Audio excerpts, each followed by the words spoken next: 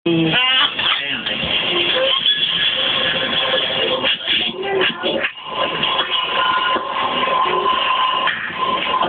sakit siya eh. Talagang hindi mo hindi mo explain pero masakit siya talaga eh. Siyempre na, yung gilya na pinapasok na gano'n, dahan-dahan. Kaya makaramdaman mo siya eh. Masakit talaga. Anong tawag dyan sa nilagay mo? Sa nipple piercing. Ano ba nakukuha ng mga tao? Hindi ko kasi maintindihan. Bakit kailangan magpalagay niyan?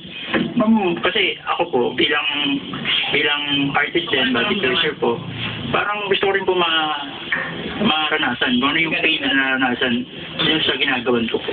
Pero hindi ko kasi mag-gets na nagagandahan yung mga tao na may mga ganyang borlolo yung parte ng katawan. Sorry ha. Opo. Pero sa'yo, ano nakukuha mo? Ako po, parang ininukos at parang dagdagan po yung confident ko yun. Mas napagyayabang mo ang katawan mo pagka may ganyan ka.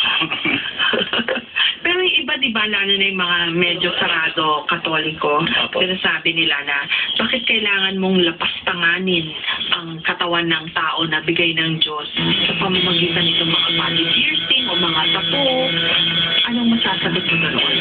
Hindi naman po sa lalapastangan mo yung ano ng tao. Kasi po parang yung pag-body piercing po tsaka yung pagtatatuing, part na rin po na na art po. Marami sa atin kung mataas ang kilay sa mga pinapagawa ng iba sa kanilang katawan.